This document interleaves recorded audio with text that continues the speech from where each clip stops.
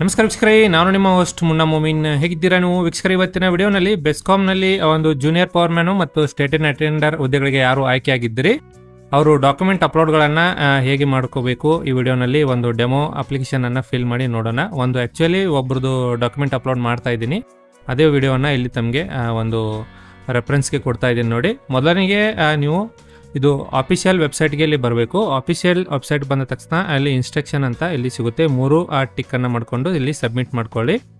ನಂತರ ತಮ್ಮ ಒಂದು ಅಪ್ಲಿಕೇಶನ್ ಐ ಡಿಯನ್ನು ಇಲ್ಲಿಂದ ನೀವು ಅಪ್ಲಿಕೇಶನ್ ಐ ಡಿ ಮತ್ತು ಡೇಟ್ ಆಫ್ ಬರ್ತನ್ನು ನೀವು ಇಲ್ಲಿ ಫಿಲ್ ಮಾಡ್ಕೋಬೇಕು ನೋಡಿ. ಅಪ್ಲಿಕೇಶನ್ ಫಾರ್ಮ್ನಲ್ಲಿರುವ ಅಪ್ಲಿಕೇಶನ್ ಮತ್ತು ಡೇಟ್ ಆಫ್ ಬರ್ತ್ ಸರಿಯಾಗಿ ಹಾಕಿ ಜನರೇಟ್ OTP ಮೇಲೆ ಇಲ್ಲಿ ಕ್ಲಿಕ್ ಮಾಡ್ಕೋಬೇಕು.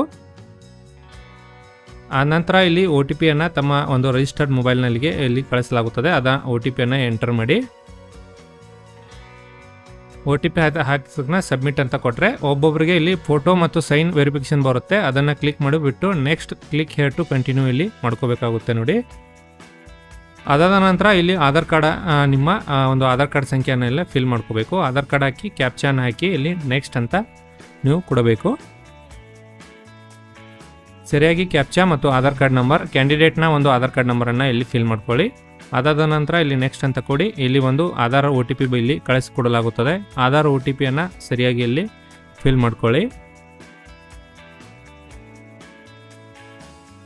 ನಂತರ ಇಲ್ಲಿ ಡಿಜಿಲಾಕರನ್ನು ಒಂದು ಪಿನ್ ಕೇಳುತ್ತೆ. ಪಿನ್ ಯಾರ ಹತ್ರ ಇದೆ ಅದು ಪಿನ್ ಹಾಕಿ, ಇಲ್ಲ ಅಲ್ಲಿ ಫಾರ್ಗೆಟ್ ಸೆಕ್ಯೂರಿಟಿ ಪಿನ್ ಅಂತ ಒಂದು ಆಪ್ಷನ್ ಇದೆ, ಅಲ್ಲಿ ನೀವು ಡೇಟ್ ಆಫ್ ಬರ್ತ್ ಹಾಕಿ ಪಿನ್ನನ್ನು ಕೂಡ ಇಲ್ಲಿ ಚೇಂಜ್ ಮಾಡ್ಕೋಬೋದು. ಪಿನ್ ಸರಿಯಾಗಿ ಹಾಕ್ಕೊಂಡು ಇಲ್ಲಿ ಕಂಟಿನ್ಯೂ ಅಂತ ಕೊಡಿ.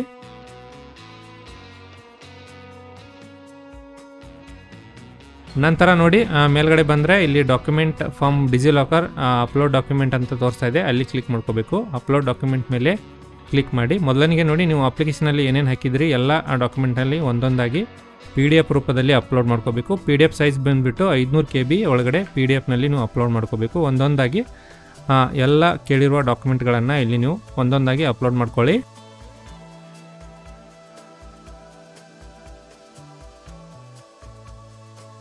ನೋಡಿ ಈ ಥರ ಮತ್ತು ID ಪ್ರೂಫಲ್ಲಿ ನೀವು ಪ್ಯಾನ್ ಕಾರ್ಡ್ ತೊಗೋಬೋದು, ಇಲ್ಲ DL ಅಂತ ಹಾಕಿ ಕಾಸ್ಟ್ ನೀವು ಅಪ್ಲಿಕೇಶನಲ್ಲಿ ಫಿಲ್ ಮಾಡಿದರೆ ಕಾಸ್ಟ್ ಸರ್ಟಿಫಿಕೇಟನ್ನು ಇಲ್ಲಿಂದ ನೀವು ಅಪ್ಲೋಡ್ ಮಾಡ್ಕೋಬೇಕು. ನಂತರ ಕನ್ನಡ ಮಾಧ್ಯಮ ಸರ್ಟಿಫಿಕೇಟ್ ನೋಡಿ 10 ವರ್ಷದಲ್ಲಿ ಕಲಿತಿರುವ ಕಂಪ್ಲೀಟ್ ಸರ್ಟಿಫಿಕೇಟ್ಗಳನ್ನು ಇಲ್ಲಿ ನೀವು ಅಪ್ಲೋಡ್ ಮಾಡ್ಕೋಬೇಕಾಗುತ್ತೆ. ನಂತರ ಇಲ್ಲಿ PDP ಸರ್ಟಿಫಿಕೇಟ್ ಕೇಳ್ತಾ ಇದೆ, PDP ಸರ್ಟಿಫಿಕೇಟನ್ನು ಇಲ್ಲಿಂದ ನೀವು ಅಪ್ಲೋಡ್ ಮಾಡ್ಕೊಳ್ಳಿ.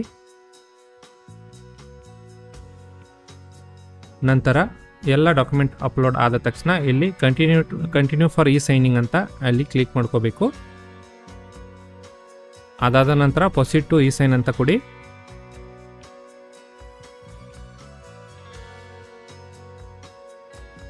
ನೋಡಿ ಇಲ್ಲಿ ಅಪ್ಲಿಕೇಶನ್ ಡೌನ್ಲೋಡ್ ಆಗುತ್ತೆ. ಅಪ್ಲಿಕೇಶನನ್ನು ನೀವು ಡಾಕ್ಯುಮೆಂಟ್ ಅಪ್ಲೋಡ್ ಮಾಡಿರುವ ಎಲ್ಲ ಡಾಕ್ಯುಮೆಂಟ್ಗಳು ಸರಿಯಾಗಿವೆ ಎಂಬುದ್ರ ಬಗ್ಗೆ ಚೆಕ್ ಮಾಡಿಕೊಂಡು ಕೆಳಗಡೆ ಬಂದರೆ ಅಗ್ರಿ ವಿತ್ ಅಬೌವ್ ಡೀಟೇಲ್ಸ್ ಅಂತ ಕೊಡುತ್ತೆ, ಅಲ್ಲಿಂದ ಕ್ಲಿಕ್ ಮಾಡಿ. ನೆಕ್ಸ್ಟ್ ತಮಗೆ ಆಧಾರ್ ನಂಬರ್ ಇಲ್ಲಿ ಕೇಳುತ್ತೆ. ಆಧಾರ್ ನಂಬರನ್ನು ಇಲ್ಲಿ ಸರಿಯಾಗಿ ಹಾಕ್ಕೊಳ್ಳಿ. ಆಧಾರ್ ನಂಬರ್ ಹಾಕಿದ ತಕ್ಷಣ ತಮಗೆ ಇಲ್ಲಿ OTP ಕೂಡ ಇಲ್ಲಿ ಕಳಿಸಿಕೊಡಲಾಗುತ್ತೆ.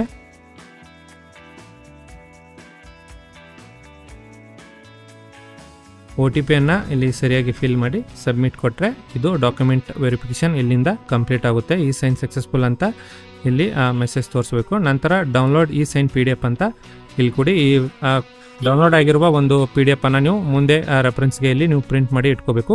ಕೆಳಗಡೆ ಬಂದರೆ ನೋಡಿ ಇಲ್ಲಿ ಸೈನು ಅದನ್ನ ವೆರಿಫೈ ಮಾಡ್ಕೋಬೇಕು. ವೆರಿಫೈ ಮಾಡೋದು ಹೇಗೆ ತೋರಿಸ್ತೀನಿ ನೋಡಿ.